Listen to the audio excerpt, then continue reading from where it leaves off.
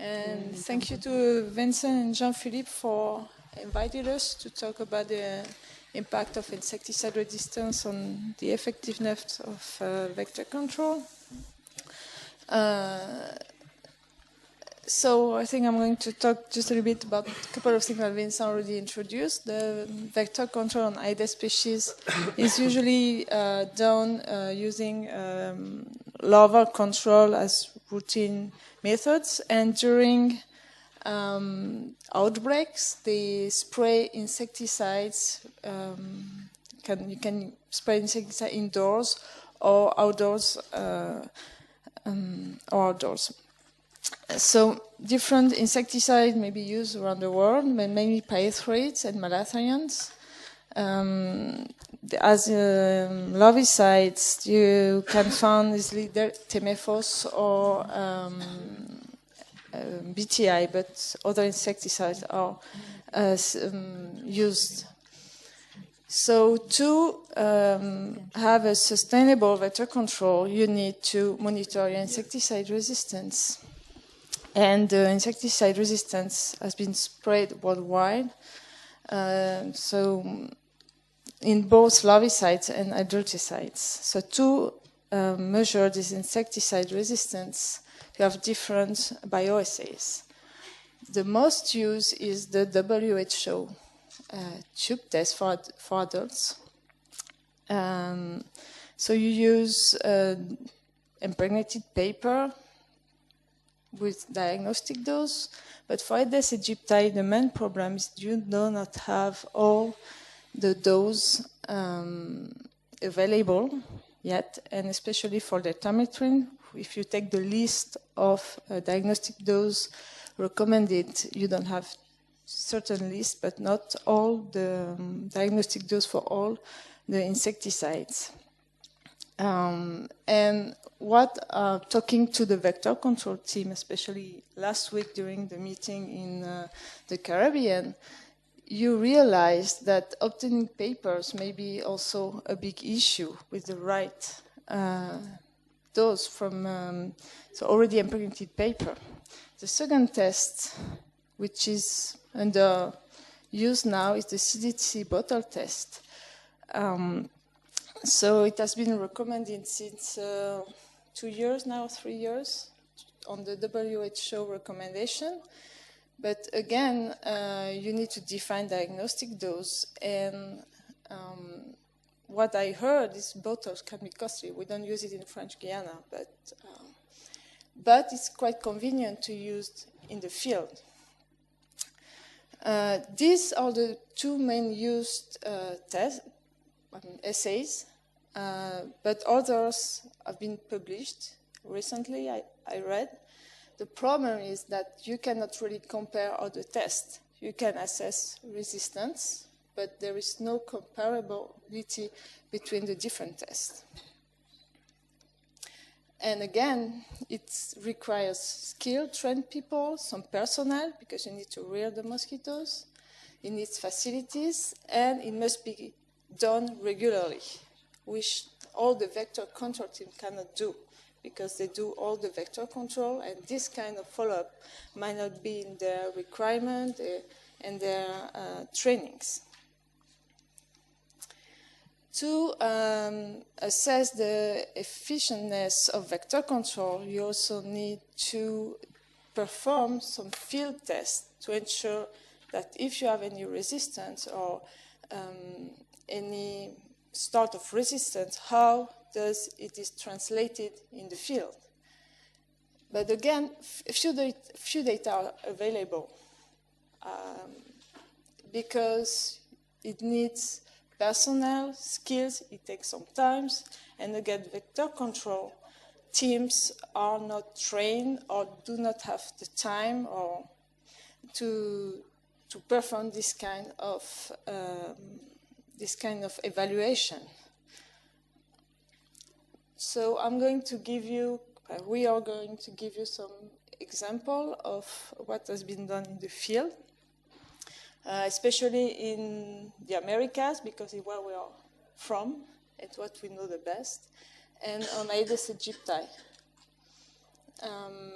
So the first example is in Martinique Island, so it's a French territory. And so it's the IRDT who did some tests in the field to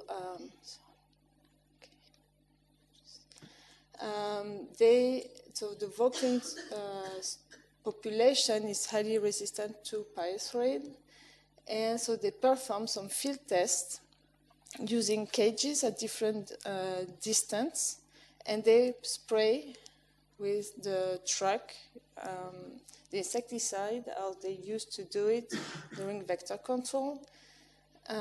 This is so they spray different insecticides. So the dibrom is organophosphate, different pyrethroids, and they check at different distance what was the KDR percentage on a susceptible strain and the Vauclin strain, and what was the mortality after 24 hours. So what you can observe is, like for aquacautrine, the deltamethrin-based insecticide, you observe 60% mortalities and the knockdown, and this decrease with distance, and 24 hours mortalities is also it's higher at close distance, but decrease with distance. They also did another kind of evaluation, which was to perform trapping of mosquitoes, then apply the insecticides as usual for vector control, and then check over time by trapping the evolution of populations. So in French Guiana, we were asked in 2009, after the malathion, the malathion was forbidden, because in French Guiana they use malathion for many years as outdoor spraying, and deltamethrin indoor spraying since 2000 during outbreaks. And in 2009, malathion was forbidden. So they asked the Institut Pasteur to do some testing on deltamethrin and phenylprotein, which was still available at that time. So the first step was to test the level of insecticide resistance of 4 populations spread on the littoral, because Aedes aegypti is mainly on the littoral and then along the Maroni River.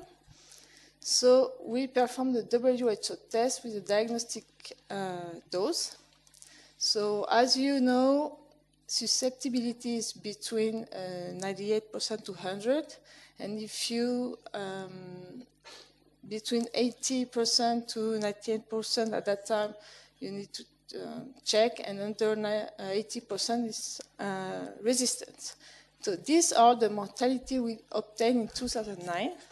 This is our reference strain. So you can see there is resistance to deltamethrin in whole 4 population, and some resistance to phenylprotein as well. Then we perform a spatial spray using cages at 1 distance. So in Martinique, they did the test at different distance, but we didn't have enough personnel and rearing facilities to perform this test at a larger scale. And what you observe is a very low percentage of mortality in the 4 population using aquacautrine, and a better, it was a better mortality during space spray for palution, which was the one was used for 1 year, and then phenylprotein was banned a year later. So they started to use deltamethrin, even if it was not working so well, but because deltamethrin was the only insecticide allowed at that time. So this is the resistance monitoring we perform every year. So this is 2009, And what we observed lately is, even if it's only in the tube test at 1 dose, we have a low, very low mortality in our tube test. So when I saw those results, I was wondering, is it right? I mean, when you have 2% mortality in your tube, you can wonder if it's true. So we did it again, and I can tell you this is true. And Jean-Philippe can also agree with me. But this is because we are in Europe. Pyrethroid is the only family we can use against adults, and we only have deltamethrin so far. So they still use deltamethrin. So Martinique is the same case, all European and overseas territories is the same. So as a larvicide, in French Guiana, they use BTI. We also have resistance to temephos. It's forbidden, we cannot use it anyway. So this is a big problem for us. We need to find alternatives. It's done.